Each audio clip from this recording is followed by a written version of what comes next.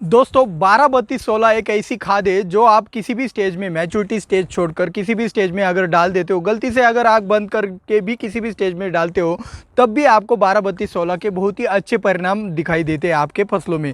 तो 12-32-16 में ऐसा क्यों खास बन जाता है कि जो आप किसी भी स्टेज में इसका इस्तेमाल करते हो मैच्योरिटी स्टेज छोड़कर, तो आपको इतने अच्छे रिजल्ट मिल जाते हैं। तो इसके पीछे का क्या कारण है, क्या लॉजिक है, और इसके साथ साथ इसके कंटेंट से लेकर इसके कीमत और डोज तक आपको A to Z जानकारी आज के इस वीडियो में मिलने वाली है। तो बने रहे मेरे साथ वीडियो के अंत तक। मैं हूं दिव्यराज और आप देख रहे हो अन्य निर्माता। चलिए शुरुआत करते हैं आज के वीडियो की। तो 12-32-16 में क्या क्या कंटेंट आते हैं इसके बारे में अभी हम जानते हैं। एनपीके का रेशो क्या है उसकी और भी डिटेल में जानकारी अभी हम लेते हैं। तो 12-32-16 में जो 12% नाइट्रोजन आता है, ये 12% नाइट्रोजन में अमोनिकल नाइट्रोजन होता है 9% और अमाइड स्वरूप में जो भी नाइट्रोजन आता है वो होता है 3%। ऐसा टोटल मिला के 12% 12-32-16 में नाइट्रोजन आता है। और फॉस्फोरस इसमें P2O5 करके आता है जो कि आता है 32%, और पोटेश आता है K2O के स्वरूप में जो कि आता है 16%। तो ऐसे करके ये बन जाती है ग्रेड 12-32-16। दोस्तों 12-32-16 एक ऐसी खाद है जो आप किसी भी कंपनी का लेते हो 12-32-16 की खाद, तो आपको अच्छे से रिजल्ट दिखा देती है। चाहे वो आपकी खाद महादन कंपनी की हो, या फिर स्मार्ट टेक की हो, या फिर पारस कंपनी की हो, या फिर सरदार कंपनी की हो, या फिर इफ्को कंपनी की हो, या फिर दीपक फर्टिलाइजर की हो, या फिर किसी और अन्य कंपनी की हो, आपको सभी कंपनियों का 12-32-16 एक जैसा ही रिजल्ट दिखा देता है। तो दोस्तों अभी हम जानते हैं 12-32-16 के आपके ज़मीन में कैसे रिजल्ट आते हैं और आपके फसल के अंदर ये काम कैसे करता है, इसके बारे में अभी हम आपको डिटेल में बताते हैं। तो 12-32-16 यानी कि 32% आपका फॉस्फोरस होने से ये फॉस्फोरस बेस्ड फर्टिलाइजर का इसको कहा जाता है। और फॉस्फोरस बेस्ड फर्टिलाइजर आप किसी भी स्टेज में इस्तेमाल करते हो, मैच्योरिटी स्टेज के बाद वाले स्टेज को छोड़कर आप अंदर के मतलब आपकी वेजिटेटिव ग्रोथ होगी, अगर आपने बेसल डोज में भी इसका इस्तेमाल कर लिया, या फिर आपने फ्लावरिंग के पूर्व या फिर फ्लावरिंग के अंदर भी इसका इस्तेमाल कर लिया, या फिर साइज बढ़ने के स्टेज में भी इसका इस्तेमाल कर लिया, तो इसके रिजल्ट आपको अच्छे आने वाले हैं, क्योंकि ये फॉस्फोरस बेस्ड फर्टिलाइजर है जिसके अंदर से फॉस्फोरस के बहुत ही अच्छे रिजल्ट आपको दिखाई देते हैं। और इसके जो फॉस्फोरस बेस्ड फर्टिलाइजर है 12-32-16, इसके अंदर जो नाइट्रोजन 12% दिया है, ये 12% नाइट्रोजन होने के कारण जो 32% आपका फॉस्फोरस है उसका अपटेक बहुत ही अच्छी तरीके से आपके फसल में हो जाता है। तो ये 12% नाइट्रोजन आपके फॉस्फोरस को अपटेक कराने में भी बहुत ज़्यादा मदद करता है। और जो 16% आपका पोटेश होता है, पोटेश आपको पता है आपके फसल में मजबूती लाने के लिए बहुत ही ज़रूरी होता है। और पोटेश सभी न्यूट्रिएंट का राजा है, जिसके सर पे हाथ रख देगा उसका कल्याण कर देता है। तो यहाँ पे नाइट्रोजन और फॉस्फोरस के साथ पोटेश का कॉम्बिनेशन करने से ये 12-32-16 में जो भी रिजल्ट आते हैं वो आपको बहुत ही अच्छे और अद्भुत दिखाई देते हैं। जिन जिन किसानों ने 12-32-16 का इस्तेमाल किया है उन सभी को पता ही होगा कि भाई 12-32-16 के कितने बढ़िया रिजल्ट आते हैं।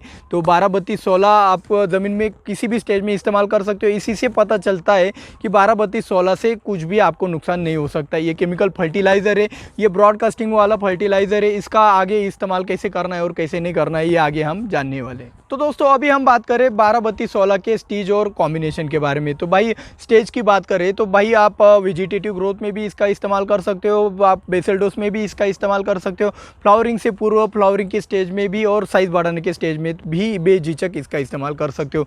तो स्टेज के बारे में मैं आपको तो अच्छे से आइडिया आ गया होगा। मैच्योरिटी स्टेज और मैच्योरिटी के बाद मतलब जो भी स्टेज आती है वो हार्वेस्टिंग के स्टेज में इसका इस्तेमाल बिल्कुल भी ना करें, क्योंकि इसमें 12-32-16 यानी कि नाइट्रोजन फॉस्फोरस भी है। तो आपको मैच्योरिटी स्टेज के बाद इसका इस्तेमाल नहीं करना है, इतना याद रखना है। और रही बात इसके कॉम्बिनेशन की, तो कॉम्बिनेशन करते वक्त आपको सल्फेट फॉर्मुलेशन में जितनी भी खाद आती है उसके साथ इसका कॉम्बिनेशन नहीं करना है।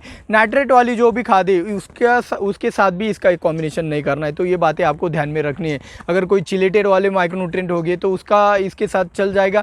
बेंटोनाइट सल्फर के साथ भी इसका कॉम्बिनेशन चल जाएगा, क्योंकि वो बहुत ही स्लो रिलीज होता है। तो इसकी और इसकी 12-32-16 और बेंटोनाइट सल्फर की रिएक्शन इसको होने में बहुत वक्त लगेगा और तब तक इसके रिजल्ट भी आ जाएंगे। तो बेंटोनाइट सल्फर इसमें चल जाता है। तो 12-32-16 का सबसे बढ़िया वाला इस्तेमाल आप शॉर्ट इंटरनोट करने वाली जो भी फसलें, आपका मिर्च हो गया, टमाटर, बैंगन हो गया, या फिर आप अंगूर जैसी फसलों में, अनार जैसी फसलों में, आपकी जो भी मक्के की फसल हो या फिर कोई और फसल हो, जो लो बजट की हो, हाई बजट की हो, सब्जी वर्ग वर्गीय फसल हो या फिर बागवानी वाली फसल हो, किसी भी फसल में आप बेझिझक इसका इस्तेमाल करके आप अच्छा रिजल्ट पा सकते हो। तो दोस्तों अभी हम जानते हैं 12-32-16 की कीमत और डोज के बारे में। तो अगर आप 12-32-16 का ब्रॉडकास्टिंग फर्टिलाइजर है भाई, ये तो ड्रिप से आपका नहीं जा सकता और छिड़काव के लिए भी इसका इस्तेमाल आप नहीं कर सकते हो। तो इसका जो एप्लीकेशन करना होगा वो आपको ड्रिपर के नीचे या फिर आप ब्रॉडकास्टिंग करके यानी कि एक फेंक के भी आप इसका एप्लीकेशन कर सकते हो। तो 1 एकड़ के लिए आप लगभग 2 बोरी 12-32-16 का भी इस्तेमाल कर सकते हो। ये डोज आपके फसल के अनुसार आप कम भी कर सकते हो, 50 किलो भी 1 एकड़ के लिए इस्तेमाल कर सकते हो। तो ये डोज आपको आपकी फसल के अनुसार कैसे कम ज़्यादा करना है ये तो आपको अच्छे से आ जाएगा। अभी हम बात करते हैं इसकी कीमत के बारे में। तो इसकी कीमत लगभग 1600 रुपये के करीब एक 50 किलो की बोरी आपको मार्केट में मिल जाएगी।